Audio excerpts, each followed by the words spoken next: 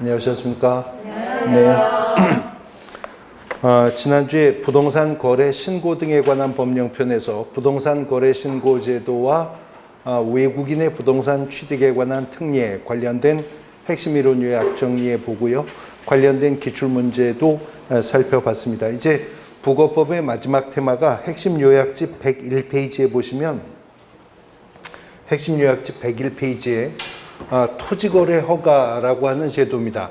이 토지거래 허가라고 하는 제도는 운용이 된 지는 꽤 오래되었는데 우리 과목에서 출제가 된 거는 그렇게 오래되지 않습니다. 왜냐하면 이 토지거래 허가라고 하는 제도는 원래는 근거법이 국토의 계획 및 이용에 관한 법률이었었거든요. 그래서 부동산 공법에서 출제가 되던 테마였었는데 국토법을 개정하면서 뽑아내서 부동산 거래 신고 등에 관한 법률로 이관을 한 제도입니다.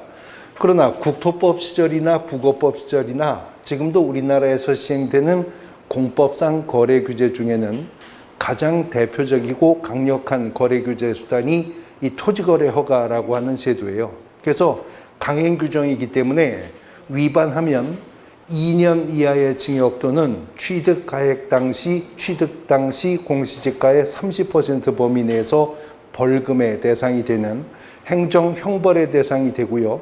단순히 강행 규정일 뿐만이 아니라 법률행위의 효력 발생 요건입니다. 농지법상 농지 취득 자격 증명 제도도 강행 규정이죠. 그러나 농지 취득 자격 증명 제도는 법률행위의 효력 발생 요건은 아니에요. 다시 말해서 농취증이 없다고 해서 농지 매매 계약 자체가 무효가 되는 것은 아니거든요. 단지 소유권 이전 등기 신청할 때 필수 첨부 서면이 되는 것일 뿐이죠. 근데 토지거래 허가 제도는 강행 규정이면서 법률행위의 효력 발생 요건이기 때문에 토지거래 허가 대상 토지임에도 불구하고 허가 없이 계약이 체결되었다면 그 계약은 무효가 됩니다. 단 유동적 무효 상태에 있다고 보기 때문에 후일 허가를 받게 되면 소급해서 유효가 될 것이지만 애초부터 토지거래 허가를 안 받을 목적으로 계약을 체결했다면, 즉 토지거래 허가를 잠탈할 목적을 가지고 체결된 계약이었다면 그 계약은 확정적으로 무효가 되게 되는 제도입니다. 단 부동산 거래 신고 제도하고는 차이점이 부동산 거래 신고는요, 부동산 거래 신고 지역이라고 하는 거 없었죠? 또 부동산 거래 신고 대상 부동산의 면적 이런 것도 없었어요. 또 신고해야 되는 거래 금액 이런 것도 없었습니다. 그냥 토지 건물 매매 계약 체결되면 무조건 부동산 거래 신고해야죠. 단 거래 신고를 하는데 물건이 주택이고 거래 가격이 6억 원 이상이거나 아니면 투기과열지구나 조정대상 지역의 주택이라면 그때는 신고는 하는데 거기에 추가해서 신고할 사항들이 있었죠. 뭐 자금 조달 계획과 입주 여부, 입주 예정 시기 등등이었었습니다. 근데 토지거래 허가라고 하는 제도는 토지 거래는 다 허가받아야 된다는 것이 아니고 토지거래 허가 구역이 지정이 되죠. 그리고 토지거래 허가 구역이 지정이 되어도 토지거래 허가 구역 내에 허가 대상 면적이 또 정해집니다. 지역에 따라서 그 허가 대상 면적이 정해지고 토지거래 허가 구역 안에 허가 대상 면적의 토지라 하더라도 그것이 유상의, 다시 말해서 대가성이 있는 소유권이나 또는 지상권까지 포함을 합니다. 그래서 소유권이나 지상권의 설정, 이전, 예약을 포함한 계약을 체결하고자 한다면 그 계약 체결되기 전에 그 대상 토지가 속한 지역을 관할하는 시장군수구청장에게 사전에 허가를 받아야 한다라고 하는 거죠. 그러니까 부동산 거래 신고 등에 관한 법령에서는요, 부동산 거래 신고 관청도 시장군수구청장이었고 외국인의 부동산 취득에 관한 특례 규정상의 신고관청과 허가관청도 시장군수구청장이었죠. 토지거래 허가권자도 시장군수구청장이 됩니다. 그래서 그 허가권자에게 계약을 체결하고자 하는 당사자가 공동으로 허가를 받도록 하고 있는 제도라는 거죠. 자, 일단은 토지거래 허가구역이 지정이 된다라고 하는데 누가 토지거래 허가구역을 지정하는가? 요약집 맨 밑에 101페이지 맨 밑에 보면 토지거래 허가구역은 국토교통부 장관이 지정하기도 하고 어떤 때는 시도지사가 지정하기도 한대죠. 근데 그 구분은 토지거래 허가구역의 범위를 어떻게 설정하느냐에 따라서 달라지게 된다는 겁니다. 그래서 토지거래 허가구역이 둘 이상의 시도에 걸쳐서 허가구역이 지정이 된다면 그때는 예외도 없이 허가구역의 지정은 국토교통부 장관이 합니다. 그런데 토지거래 허가구역을 동일한 시도 내 일부 지역을 토지거래 허가구역으로 지정하는 경우라면 이때는 시도지사가 지정하는 것이 원칙이에요. 원칙인데 그러나 동일한 시도 내 어느 일부 지역을 토지거래 허가구역으로 지정한다 하더라도 국가가 시행하는 개발사업 등으로 인해서 부동산 투기가 성행하거나 지가가 급격히 상승하거나 그럴 우려가 있는 지역을 대상으로 지정한다면 비록 동일한 시도 내 일부 지역을 지정하는 경우라 하더라도 국토교통부 장관이 지정할 수 있는 예외가 인정이 됩니다. 토지거래 허가구역을 지정할 때 토지거래 허가구역은요 5년 이내의 범위 내에서 토지거래 허가구역을 지정을 하되 이 토지거래 허가구역을 지정하기 위해서 국토교통부 장관이 지정을 할 때에는 중앙도시계획위원회 심의를 거쳐야 되고 시도지사가 토지거래 허가구역을 지정하는 경우에는 시도도시계획위원회 심의를 거쳐서 토지거래 허가구역을 지정한답니다. 토지거래 허가구역의 지정은요 국토부 장관이 지정하는 경우도 있고 시도지사가 지정하는 경우도 있지만 허가구역 내에서 허가 불허가 여부를 결정하는 허가권자는 예외 없이 누구예요? 시장군수구청장이라는 거죠. 그래서 국토교통부 장관이 토지거래 허가구역을 지정했다면 단계를 거쳐 내려갑니다. 시도지사를 통해서 시장군수구청장에게 해당 지역이 허가구역으로 지정되었다는 사실을 통지해줘야 되겠고요. 시도지사가 토지거래 허가구역을 지정했다면 위아래로 알려야 되겠죠. 위로는 국토교통부 장관에게, 아래로는 허가권자인 시장군수구청장에게 허가구역 지정된 사실을 통지를 해준다는 겁니다. 어쨌거나 누가 토지거래 허가구역을 지정했든 시군구청장은 시도지사로부터 통지받는다는 점은 같죠? 그러면 통지를 받은 시장군수구청장은 지체 없이 그 공고 내용을 허가구역 관할하는 등기소회장에게 통지해야 되고 그 사실을 7일 이상 공고하고 공고 내용을 15일간 일반이 열람할 수 있도록 조치하도록 하고 있다는 것입니다. 비교할 것은 부동산 거래 신고관청도 시장군수구청장이었었죠. 그런데 부동산 거래 신고관청으로서의 시장군수구청장은 부동산 거래 신고를 접수받았을 때 국토교통부 장관이 구축 운영하는 부동산 거래 가격 검증 체계를 통해서 적정성을 검증하고 적정성 검증 결과를 누구에게 통보한다? 관할 세무관서회장에게 통보한다고 했어요. 그때는 시장군수구청장이 관할 세무관서장에게 통보한다고 했는데 지금 토지거래 허가권자도 시장군수구청장이죠. 근데 시도지사로부터 토지거래 허가구역의 지정을 통지받았을 때 시장군수구청장은 누구한테? 관할 등기소회장에게 통지하도록 하고 있습니다. 시장군수구청장이 관할 세무관서장에게 통보할 일이 있고 관할 등기소장에게 통지할 일이 있기 때문에 이거 뒤바뀌어서 틀린 질문 만들어질 수가 있는데 하나 더 추가하자면 다음 주에 볼 얘기인데 부동산 등기 특별조치법상 거민권자도 저 시장군수구청장이에요. 근데 시장군수구청장은요 거민 권한을 관할 읍면동장에게 위임해 줄 수 있거든요. 만약에 읍면동장에게 거민 권한을 위임했다면 그 위임한 뜻을 지체 없이 관할 누구에게?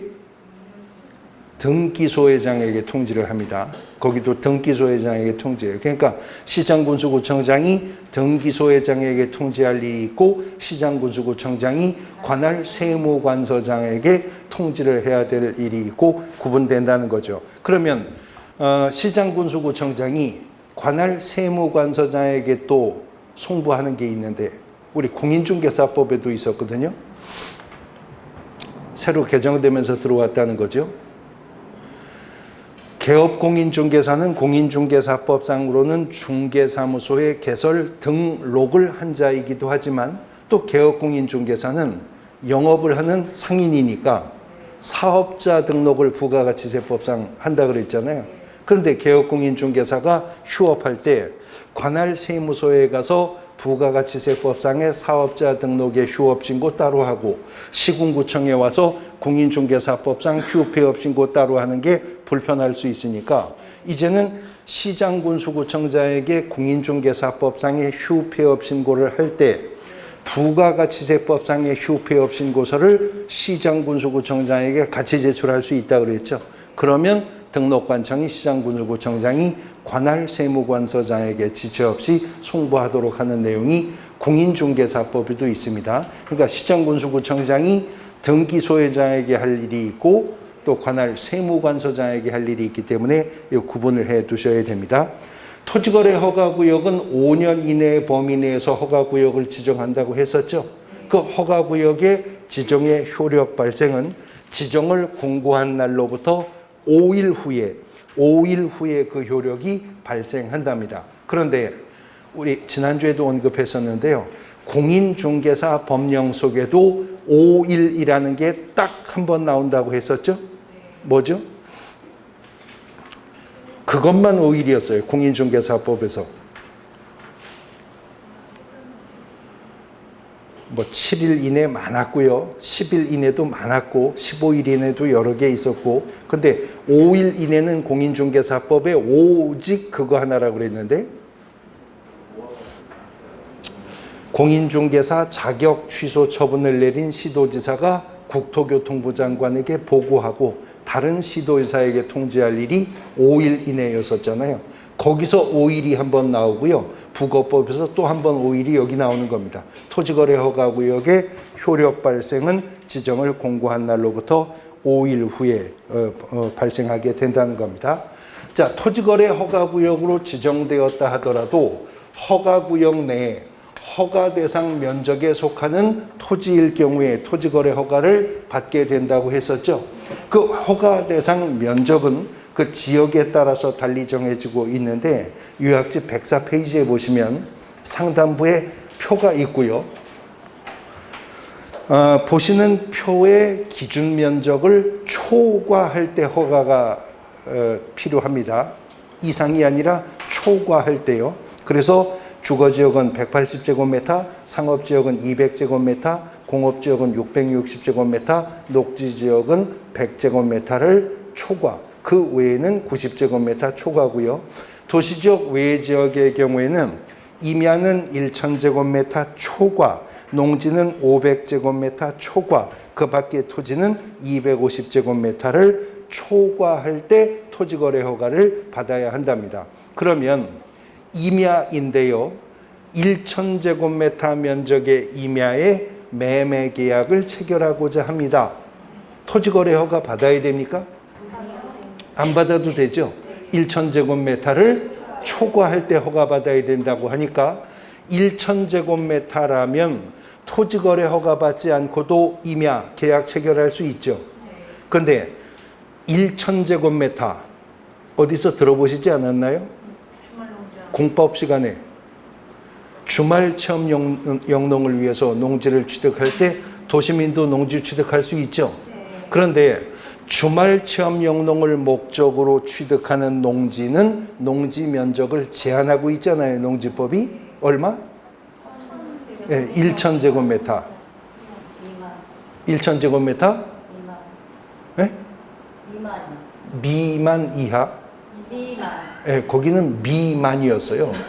미만이었어요. 그러면 주말 체험 영농을 목적으로 1000제곱미터 취득할 수 있단 말이에요? 안 되는 거잖아요. 1,000제곱미터 미만이라고 하니까. 그런데 여기는 1,000제곱미터 또 초과라고 하니까 1,000제곱미터라면 임야는 토지거래 허가받지 않아도 되죠. 근데 1,000제곱미터라면 농지는 주말 체험 영농 목적으로 취득할 수 없다는 겁니다. 1,000제곱미터 미만의 농지에 한해서 소유할 수 있기 때문에. 그래서 실제 기출문제 지문이었는데 주말 체험 영농을 목적으로 남편이 500제곱미터, 그 부인이 500제곱미터의 농지를 취득할 수 있다. OX? X입니다. 왜냐하면 그 1,000제곱미터 미만인데 그나마 1,000제곱미터의 기준도 개개인이 취득할 수 있는 면적이 그렇다는 게 아니라 세대원 전체 면적의 취득의 합이 1,000제곱미터 미만이어야 하기 때문에 그렇습니다. 자, 지금 도시지역과 도시지역 외 지역의 세부 용도 지역에 따라서 토지거래 허가 기준 면적이 정해져 있죠. 단 면적을 산정할 때 면적 산정에 특례 규정을 두고 있다는 거죠. 동일인 소유로서 동일한 용도로 사용되고 있는 연접한 토지의 경우라면 그때는 그 연접한 토지의 전체 면적을 기준으로 허가 대상 면적이 되는지 여부를 판단한다는 것이고, 허가 대상 기준 면적에 속하는 토지를 토지거래 허가 구역이 지정되고 나서 분할하여서 분할한 면적이 허가 기준 면적에 속하지 않게 되었다 하더라도 분할 후 최초의 거래는 토지거래 허가 대상이 되는 면적으로 본다라고 하는 면적 산정의 특례의 규정을 두고 있습니다. 이제 토지거래 허가를 받고자 하는, 계약을 체결하고자 하는 당사자가 시장군수구청장에게 토지거래 허가 신청을 하면 시장군수구청장은 허가 기준에 적합한지 여부를 확인해야 됩니다. 토지 이용 목적이 실수요성이 있는지, 또 용도가 적합하고 이용 목적이 적합하고 면적이 적합한지 여부를 판단하도록 하고 있다는 것인데, 세부적으로 실수요성이 있는지 여부를 판단하는 기준에 대해서는요, 농지법상의 농지인데 토지거래 허가구역 안에 있는 500제곱미터 초과하는 농지라면 토지거래 허가 받아야 된다고 그랬죠, 아까 기준면적? 그러면 토지거래 허가를 받았다면 농지라 하더라도 농지 취득 자격 증명은 없어도 되는 겁니다. 그런데요, 지금은 농지법이 통작거리 제한이라는 걸 철폐했어요. 그래서 그냥 단순한 농지법상의 농지는 농업인이 농업 경영을 하거나 하고자 한다면 취득할 수 있는 거지, 그 취득하고자 하는 자의 주소지로부터 얼마나 떨어져 있는 농지냐는 농지법에서는 판단 안 합니다. 통작거리 제한이 철폐가 되었기 때문에. 그런데 토지거래 허가구역 안에 있는 500제곱미터를 초과하는 농지라면 토지거래 허가는 받아야 되죠. 근데 거기서는 실수요성을 입증하기 위해서 토지거래 허가구역 안에 있는 농지일 경우라면 그 취득하고자 하는 자의 주소지로부터 거리가 30km 이내에 있는 농지여야 실수요성을 인정해 줄 거다. 그런데 원칙은 30km 이내여야 하지만 대체 농지일 경우라면 80km 이내에 있는 농지까지도 실수요성을 인정해 줄 것이다 하는 겁니다.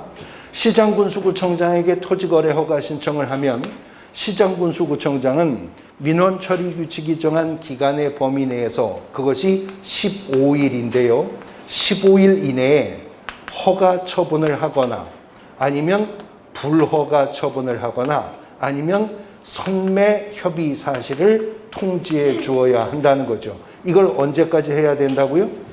15일 이내에 해야 되는 겁니다. 근데 만일 토지거래 허가를 신청받아 놓고도 15일이 경과하도록 허가 처분도 안 하고 불허가 처분도 안 하고 선매 협의 사실을 통지도 하지 않았다면 이때는 허가를 받은 것으로 간주한다는 거죠. 언제? 그 15일의 기간이 끝난 다음 날입니다. 그 기간이 끝난 이길에 허가를 받은 것으로 본다. 그날에가 아니라 그 이길에. 그 이길에, 이거 우리가 주임법 상임법에서도 본 얘기잖아요.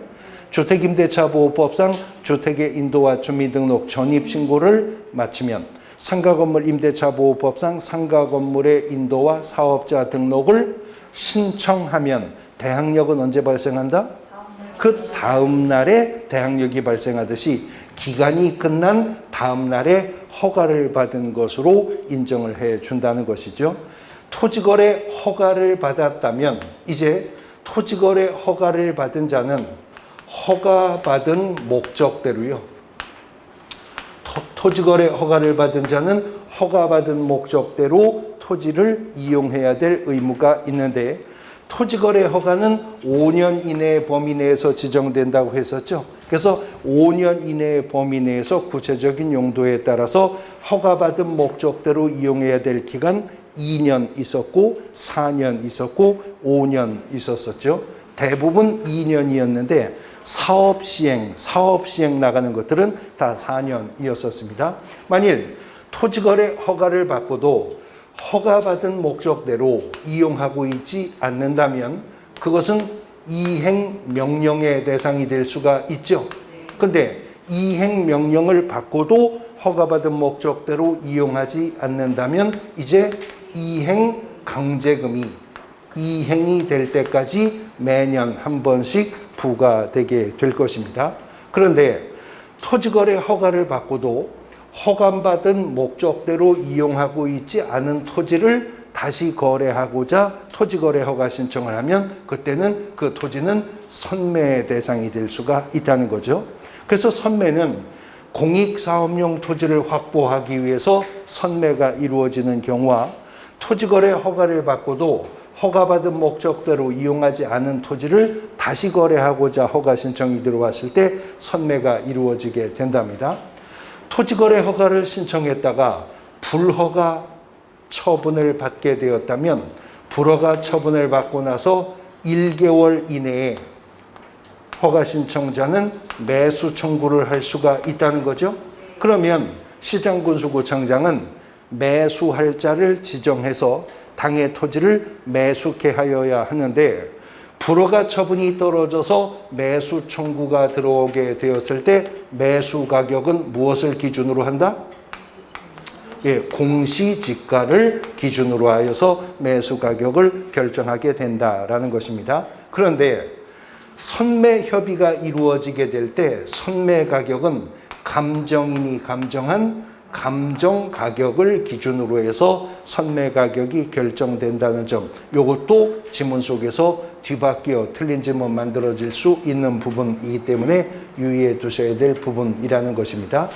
토지거래 허가구역 안에 토지거래 허가 대상 면적의 토지에 대해서 토지거래 허가를 받았다 하더라도 토지매매 계약이면 부동산 거래 신고는 따로 해야 됩니다. 계약 전에 토지거래 허가를 받았어도요, 토지매매 계약 체결되면 계약 체결일로부터 30일 이내에 부동산 거래 신고는 따로 해야 돼요. 그러나 아까 언급했듯이 토지거래 허가구역 안에 500제곱미터 초과하는 농지여서 토지거래 허가를 받았다면 농지라 하더라도 농지 취득 자격 증명 안 받아도 된다는 거죠. 그 다음에 그것이 부동산의 소유권을 이전하는 원인 계약이라 하더라도 이미 계약 전에 토지거래 허가를 득하였다면 매수인은 부동산 등기 특별조치법 3조 1항에 따르는 검인은 받은 것으로 본다. 토지거래 허가 받으면 검인 신청 안 해도 된다는 겁니다. 그래서 부거법에서 검인을 의제하는 경우가 두 가지가 발생하는 거죠.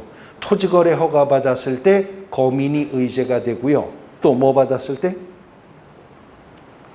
부거법에서 검인을 의제해 주는 게 두 가지고요.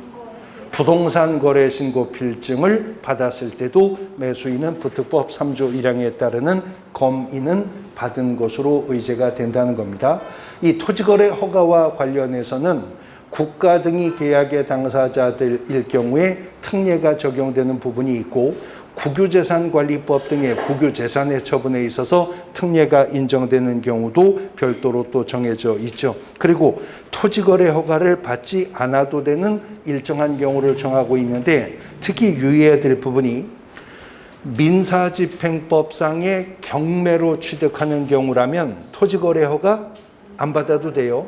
그런데 자산관리공사법상의 비업무용 부동산 공매로 토지를 취득하는 경우라면 그때는 토지거래 허가를 받아야 하는 것이 원칙인데 안 받게 되는 조건이 뭐죠? 3회 이상 유찰되었을 때요. 3회 이상 유찰된 비업무용 부동산 경매의 경우에는 토지거래 허가를 받지 않아도 됩니다. 지난주 우리가 마지막 시간에요. 외국인 부동산 취득에 관한 특례 규정에서 외국인은 허가받아야 될 대상 구역이나 지역이 있다고 했었죠. 뭐 군사기지 및 시설보호구역, 국방 목적을 위해서 필요한 섬지역, 문화재보호법상의 보호물과 보호구역, 생태경관 보존지역, 야생 생물 특별보호구역이 거기였어요. 근데 만약에 토지거래 허가구역 안에 있는 군사기지 및 시설보호구역이라면 외국인도 이 토지거래 허가 받아야 된다고 했죠. 그리고 이 허가를 받았다면 특례 규정에 따르는 외국인 특례 규정의 허가는 안 받아도 된다라고 했었습니다. 토지거래 허가 제도와 여러 가지 법률상의 의무 규정의 관계들 유의하셔야 됩니다. 한번 사례로 볼까요? 이런 얘기예요.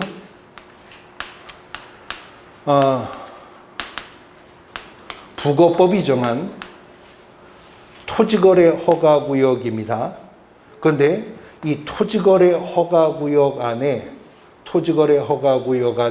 있는 이 가운데 네모는 군사기지 및 시설보호법상의 군사시설보호구역이에요. 그런데 그 군사시설보호구역 안에 있는 요 세 번째 작은 네모 토지는 농지법상 농지입니다. 그런데 이 농지가요 600제곱미터 농지랍니다. 그러면 토지거래 허가 대상 되는 건가요? 네. 500제곱미터 초과하니까 토지거래 허가 대상 되는 거죠. 요 농지입니다. 요 농지에 대해서 매매계약 체결을 개업공인중개사가 중개를 하고 있어요. 그런데 공교롭게도 매수 의뢰인이 미국인이랍니다. 자, 지금 조건은 이해되시죠? 토지거래 허가구역 안에 있는 군사기지 및 시설보호구역 안에 있는 600제곱미터 농지의 매매계약을 개업공인중개사가 중개하는데 매수 의뢰인이 미국인이랍니다. 어쨌거나 개업공인중개사는 중개 의뢰를 받았을 때에는 중개가 완성이 되기 전에 권리를 취득하고자 하는 의뢰인에게 성실 정확하게 근거자료 제시하면서 확인 설명해야죠. 그 확인 설명해야 될 의무사항 중에는 토지 이용 계획과 공법상 이용자 및 거래 규제에 관해서도 설명해야 되는 거잖아요. 그러면 이제 개업공인중개사가 매수 의뢰인인 미국인에게 설명하는데 이 지역은 토지거래 허가구역 안에 허가 대상 면적의 토지이기 때문에 매매계약이 체결되기 전에 토지거래 허가 받아야 된다고 설명합니까? 네, 허가 받아야 된다고 설명해야죠. 대한민국 부거법상 토지거래 허가 대상 토지고 매매는 유상의 소유권을 이전하는 원인 계약이므로 계약 전에 토지거래 허가를 받으셔야 한다고 설명해야죠. 허가받지 않으시면 계약이 무효가 될 것이고 2년 이하의 징역 또는 취득 당시 취득가액의 30% 범위 내에서 벌금형이 부과될 수도 있으니 반드시 허가부터 받으시라고 설명해야 되겠죠. 그런데 그 토지가 군사시설 보호구역이고 매수인이 미국인입니다. 미국인이에요. 그러면 외국인 특례 규정에 따르는 허가도 받으셔야 한다고 설명합니까? 아니죠. 토지거래 허가를 받으신다면 이미 이 허가로 인해 특례 규정에 따르는 허가가 의제가 되니 외국인 특례 규정에 따르는 허가는 별도로 받지 않으셔도 됩니다라고 설명해야죠. 그런데 해당 토지가 농지이니 시구 읍면자에게 농지 취득 자격 증명은 받으셔야 한다고 설명합니까? 네? 아니죠. 토지거래 허가구역 안에 농지이므로 토지거래 허가를 받으셨다면 별도로 농지 취득 자격증명 발급받을 필요는 없습니다 라고 설명해야죠. 근데 토지거래 허가받고 나서 계약을 체결했다 하더라도 계약 체결일로부터 30일 이내에 부동산 거래 신고는 별도로 하시라고 설명합니까? 아니죠. 누구 보고 하라는 거예요? 지금 자기가 중개하고 있으면서. 저의 중개로 거래가 이루어지고 있으므로 부동산 거래 신고는 제가 해드릴 거라고 설명해야지 지금 누구한테 하라는 거예요? 신고 의무자가 자기인데 부동산 거래 신고는 제가 해드려야 합니다 라고 설명해야 되겠죠. 그러면 소유권 이전을 수반하는 원인 계약이므로 거미는 별도로 받으셔야 한다고 설명합니까? 아니죠. 토지거래 허가를 받으심으로 인해 이미 거민이 의제가 되었고 제가 부동산 거래 신고를 필하게 되어도 이로써 거민은 의제가 되는 것이니 부특법상의 거민은 별도로 받지 않아도 됩니다. 이렇게 공법상의 제한사항을 매수 의뢰인에게 확인 설명해야죠. 매매 계약이 체결되기 전까지. 어떻게 설명해요? 성실 정확하게 근거 자료를 제시하면서 설명을 해야 됩니다. 영어로? 네. 영어로? 지금 매수인이 미국인이라니까요. 영어로? 그런 법은 없어요. 뭐 영어로 하라는 말은 없어요. 뭐 알아먹든 못 알아먹든 성실 정확하게 근거 자료 제시하면서 설명하면 되지 영어로 해야 된다는 말은 없습니다. 근데 이제 그래서 매매 계약이 체결되면 개업공인중개사가 매매 계약서와 함께 확인 설명서도 작성해야죠. 영어로? 영어로 해야 됩니다. 우리가 지금 공부는 안 하고 있어서 그렇지 공인중개사법 시행규칙 별지서식에 보면요. 중개대상물 확인 설명서 4개 있잖아요. 1, 2, 3, 4 서식마다 영문판 서식이 다 붙어 있어요. 확인 설명서는. 근데 시험에는 안 나오니까 우리가 안 보는 거지. 법정 서식 중에 확인 설명서는 영문판 서식도 있다는 것도 기억은 하고 계셔야 되겠습니다. 자, 토지거래 허가제도 정리를 해 보셨고요. 이제 120페이지 보시면 중개 실무편인데 이 중개 실무라고 하는 것은요. 실무라고 하는 말 자체가 실제 업무 그런 뜻이죠. 그래서 중개 실무라고 하는 것은 개업공인중개사가 중개를 완성해가는 일련의 과정을 중개 실무라고 부르고 있습니다. 하나의 플로우의 과정이라는 거죠. 개업공인중개사가 중개 의뢰를 접수받아서 특정한 의뢰인과 중개 계약을 체결하면 이제 개업공인중개사는 일정한 업무 계획을 수립을 한 후에 의뢰받은 중개 대상물에 대해서 분석 작업을 해야 되겠죠. 물건 조사 확인을 합니다.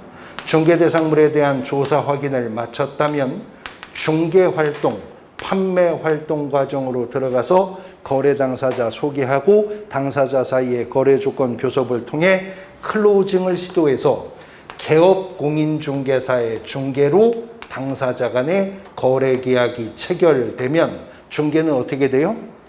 완성이 되게 된다는 거죠. 이 시간에 따르는 일련의 흐름의 과정을 일컬어서 중개실무의 과정이라고 하는데 중개실무와 관련해서는 최근에 한 15% 정도 출제 비중을 보이고 있고 15%라면 본 과목 총 40문제 중 5문제 내외 정도 문제가 출제가 되고 있다는 거잖아요. 근데 최근에 기출되고 있는 문제들은 개별적 중개 실무와 관련한 부분에서 집중적으로 문제가 출제가 되고 있는데 그 중에서도 여지없이 매년 출제가 되고 있는 부분이 주택임대차보호법과 상가 건물임대차보호법 매년 빠짐없이 문제가 출제가 되는 부분이고요.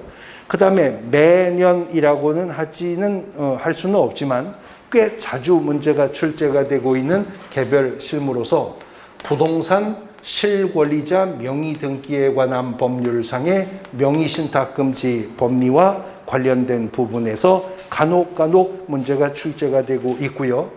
부동산 실명법보다는 출제 비중이 조금 더 떨어집니다만 그래도 간헐적으로 꽤 또 출제가 되고 있는 게 중개대상물 조사 확인과 관련해서요. 임야가 중개대상물일 때 등기상 증명서나 임야대장이나 임야도 등의 공부상의 조사로는 알 수가 없지만 권리관계 조사 확인에서 중요한 것이 분묘의 문제죠. 왜냐하면 분묘 기지권이라고 하는 특수한 형태의 지상권에 유사한 물권이 임야에서는 발생할 수 있기 때문에 그런데 그 분묘 기지권의 무분별한 발생과 행사를 억제하기 위한 장사 등에 관한 법률이 시행되고 있어서 장사법의 주요 내용도 간혹은 문제가 출제가 되고 있습니다. 또 이것보다는 출제 비중이 최근에는 더 떨어졌지만 부동산 등기 특별조치법상의 거민 신청 제도도 간혹 문제가 출제가 되고 있는 부분이죠. 지금 제가 내림차순으로 주임법, 상임법은 무조건 각각 한 문제씩 나오고요. 실명법, 장사법은 들쭉날쭉 나왔다 안 나왔다 하고 부특법도 간혹 이거보다는 더 간헐적으로 문제가 출제되는 부분입니다. 그런데 엄격하게 말하면 중개실무는 아닌데 중개실무 편에서 고정적으로 두 문제가 출제가 되는 테마가 있거든요. 먼저 첫 번째는 개업공인중개사가 공인중개사법 14조 2항에 의해서 경공매 관련 업무 허용받고 있죠.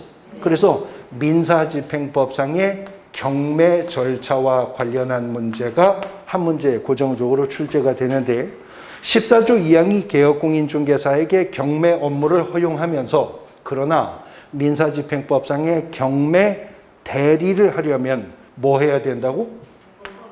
대법원 규칙이 정하는 요건을 갖추어서 법원에 등록을 하고 감독을 받아야 할 수 있다. 그래서 공인중개사의 매수신청 대리인 등록에 관한 대법원 규칙의 문제가 출제가 되기도 합니다. 그래서 중개실무편은 지금 주임법, 상임법, 경매 절차, 대법원 규칙 고정적으로 문제가 출제가 된다고 보시면 되고요. 그 다음에 부동산 실명법과 장사법과 부특법 그리고 중개대상물 조사 확인의 방법론 묻는 문제 중에서 들쭉날쭉 한두 문제 정도 문제가 출제되는 양상을 보인다 이렇게 보시면 될 것 같습니다. 중개실무 중 개별적 중개실무 외의 문제들 토지거래 허가제도와 함께 묶어서 같이 보도록 할 겁니다. 쉬었다가 관련된 최근 기출문제들 보도록 하시죠.